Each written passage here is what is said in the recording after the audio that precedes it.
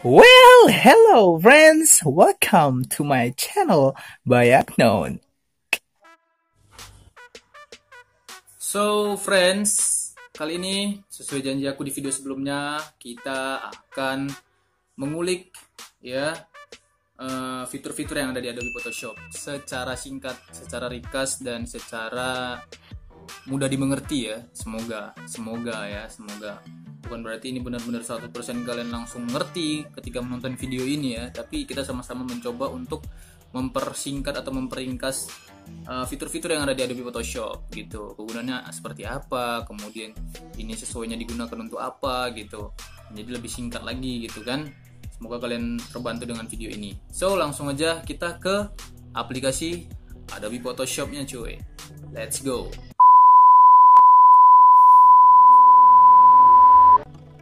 Nah teman-teman, jadi kita udah ada di aplikasi Adobe Photoshop.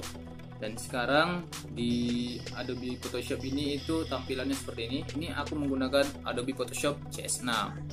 Ya, di Adobe Photoshop CS6 ini udah menemani aku ya selama 2 tahun kurang lebih 2 tahun Adobe Photoshop CS6. Nah, untuk ninggalin Adobe Photoshop CS6 ya. Bisa aja sih aku pakai Adobe Photoshop CC, cuman iya gimana lagi lah, namanya udah nyaman selama 2 tahun gitu kan, nggak mungkin ditinggalin gitu. So jadi kita langsung aja mempelajari atau mengulik beberapa fitur yang ada di Adobe Photoshop. Tapi mungkin ini aku akan bagi part-partnya ya, jadi nggak satu video ini nggak tentang ini. Jadi di video selanjutnya akan dibahas juga fitur-fitur yang belum dibahas di video ini, seperti itu. So friends, jadi di fitur kali ini yang akan kita bahas pertama adalah fitur yang ada di atas ini. Nah ini adalah fitur menu ya, menu bar. Ada file, ada edit, ada image, layer, type, select, filter, view, window, help. Nah kita akan bahas satu persatu ya. Baiklah.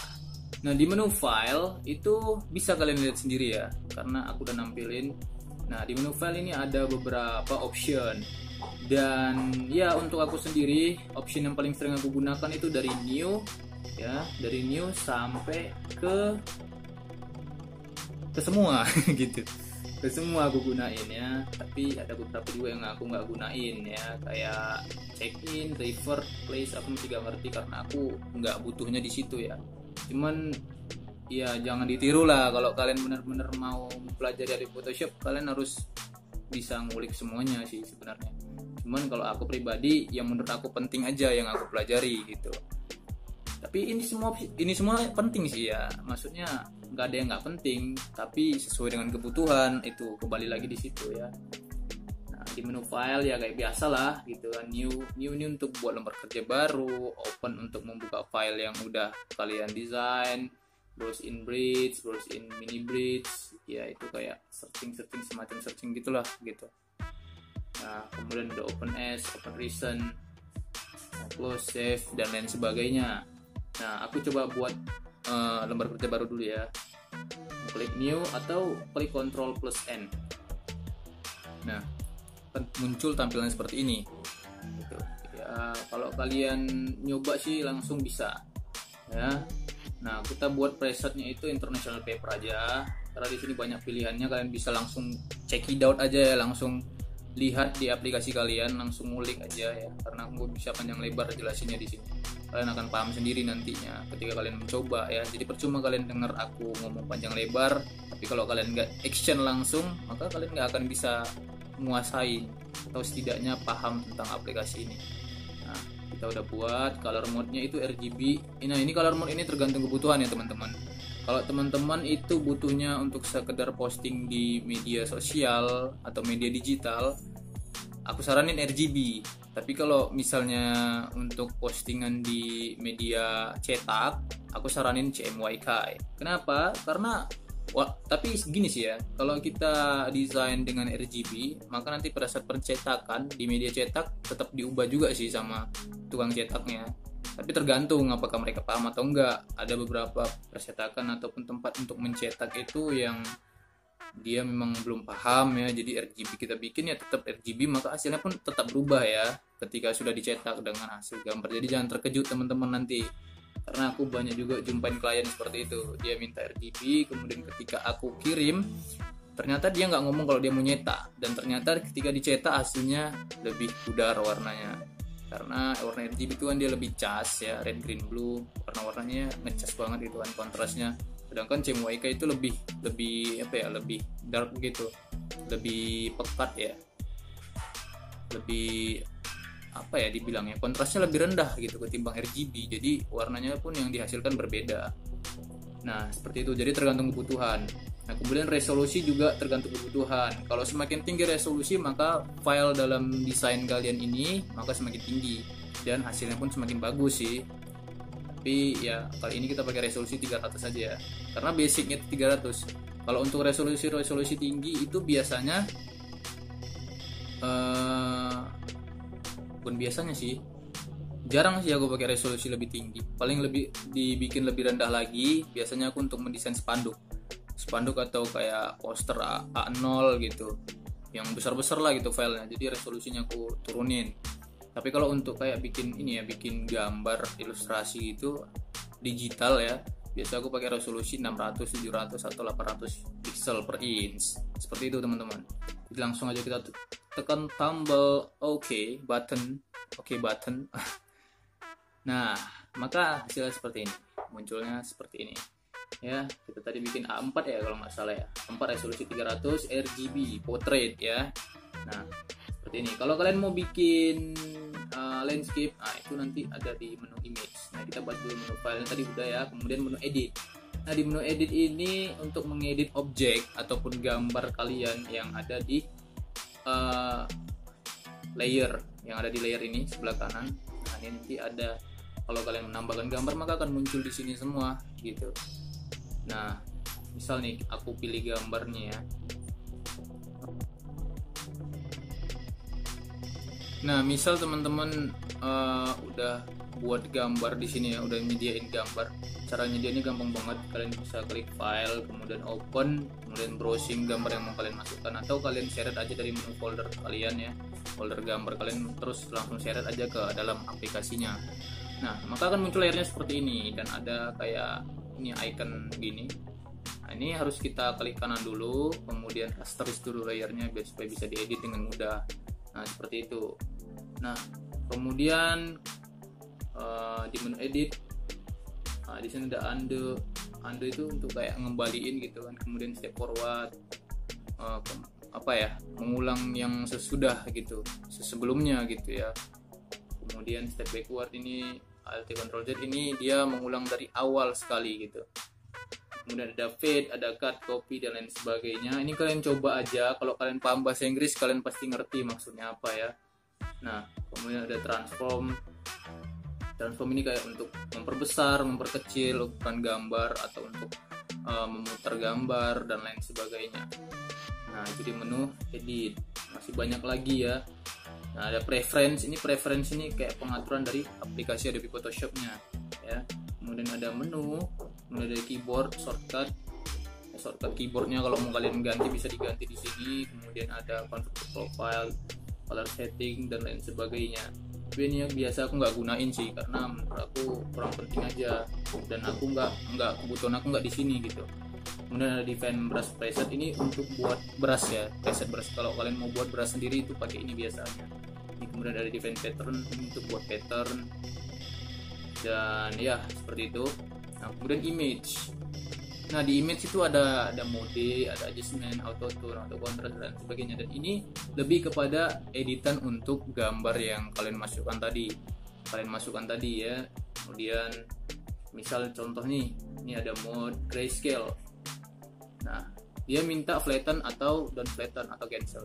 Kita langsung down flatten aja kalau misalnya layer kalian banyak. Tapi kalau layer kalian pengen disatuin semua, kalian bisa klik flatten. Tapi aku di sini klik down flatten aja, karena aku nggak mau nyatuin layernya ya.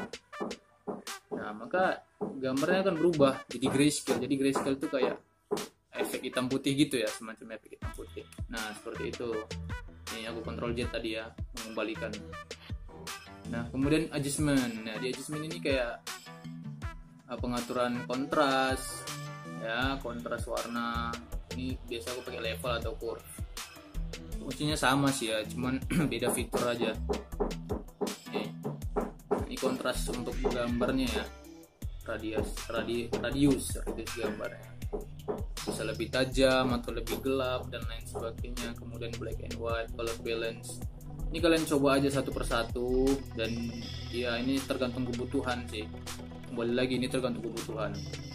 Nah kemudian ada image size untuk memperbesar gambar, canvas size ini untuk merubah ukuran kanvas kalian, lembar kerja kalian ya. Kalau misalnya kalian mau lebih besar lagi, kalian bisa langsung tambahin nih ukurannya gitu kan, mau lebarnya berapa ditambah dan lain sebagainya.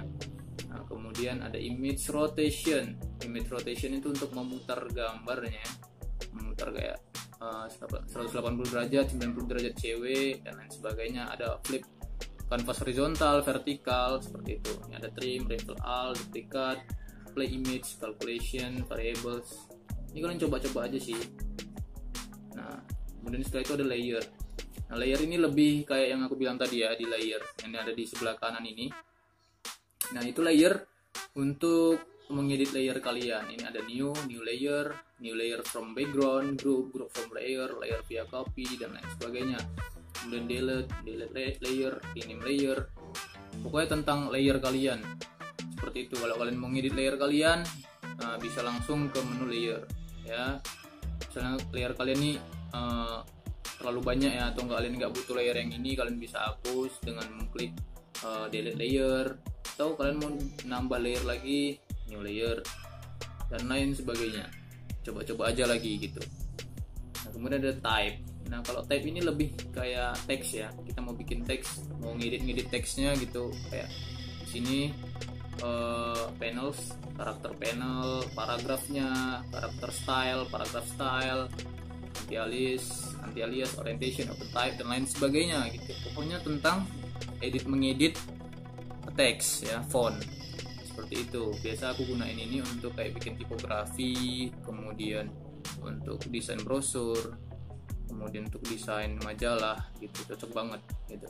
Kemudian ada menu select. Menu select ini untuk menseleksi objek kalian atau lembar kerja kalian ya. Contoh nih Ctrl A ini, maka diseleksi. Nah seperti itu ya. Tujuannya apa? Kalian bisa memotong gambar yang udah diseleksi seperti ini, kalian bisa mindahinnya, nah seperti itu, atau kalian bisa menghapusnya yang kalian seleksi tadi. Kemudian ada reselect, kemudian ada layer, deselect layer untuk yang menghilangkan seleksi yang ada di layer seperti itu. Dan kalian coba-coba aja lagi. Fungsinya itu tergantung dari kebutuhan kalian butuhnya untuk apa gitu kan. Jadi masing-masing punya fungsi tersendiri seperti itu ya. Kemudian ada filter. Nah di filter ini ada convert for smart filter. Ini banyak banget ya, ini makanya tadi aku bahas di video sebelumnya.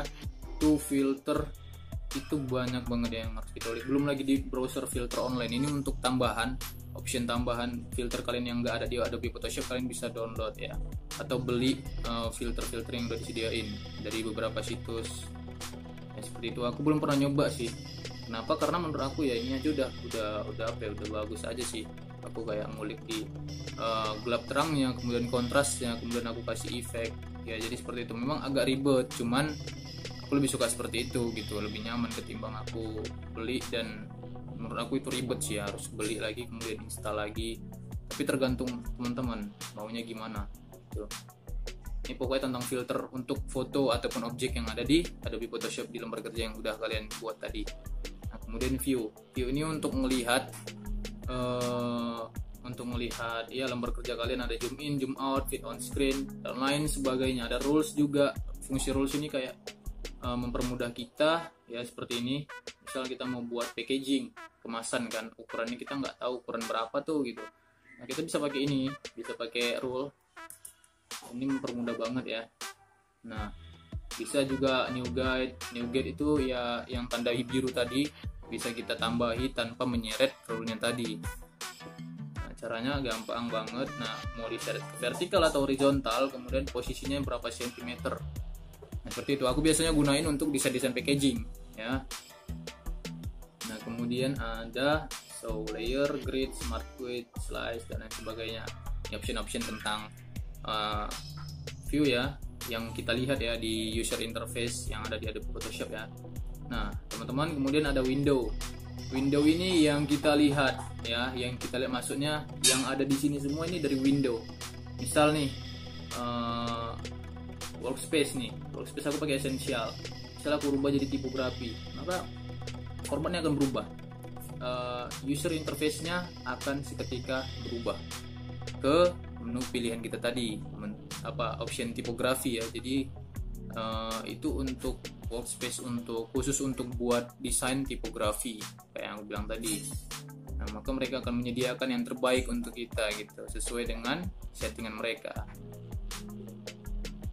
Nah, maka akan muncul karakter. Nah, maka tampilannya pun seperti ini ya di bagian ini, di bagian sebelah kanan. Nah, itu fungsi window ya. Masih banyak lagi kayak brush. Bisa kita munculin tab brush ya. Jadi bisa kalau kita mau gunain brush tanpa harus mengklik toolbar brushnya, kemudian kita mainin di toolboxnya dan lain sebagainya. Jadi di sini lebih mudah, ada fiturnya, tapi tergantung penggunaan kalian lagi. Kalau kalian munculin semua maka akan hancur ya jadinya ya, penuh dia jadinya. Saran aku ya kalian gunakan pakai ini tadi, workspace. Kalian buat workspace sendiri juga bisa ya. Misal kalian buat new in CS6. Nah seperti ini. Aku kemarin udah buat workspace sih, cuman ya ada yang di sini new workspace. Nah kalian tinggal kasih nama aja workspace menurut kalian ya, apalah misalnya Bayaknon lah gitu kan, kemudian save. Nah sebelum kalian save, kalian udah pastiin dulu fitur-fiturnya ini udah kalian rubah gitu, peletakannya, kemudian penggunaannya dan lain sebagainya. Kemudian kalian tinggal gunain itu tadi ya, new workspace, dan kemudian di save. Nah setelah itu masih banyak fitur-fitur lainnya ya di window, ada color, properties, option, tools dan lain sebagainya. Dan yang harus dicentang sih option sama tools ya. Kalau ini nggak dicentang, kalian nggak bakal lihat tools bar ya, kemudian option itu kalian nggak akan lihat, jadi nggak akan kelihatan. Jadi aku dulu sempat bingung ya, kenapa kok hilang semua gitu kan, apakah udah rusak aplikasinya atau gimana. Ternyata di Windowsnya yang bermasalah, karena aku nggak kecentang aku gitu kan. Nah kemudian ada help, kalau kalian butuh bantuan atau yang masih belum paham tentang Photoshop atau mau mengulik lebih dalam lagi tentang Photoshop, kalian bisa klik Photoshop, ada about Photoshop, kemudian Photoshop Support Center, Photoshop Online Help dan lain sebagainya. Nanti akan tertuju langsung ke situsnya. Kalian bisa lihat di situ ya, pasti bahasa Inggris lah ya. Nah jadi seperti itu aja ya teman-teman.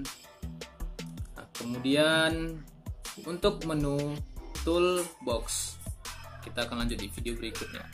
Oke. So, jadi itu aja sih. Ya, itu aja sih. Tentang menu ya. Menu file.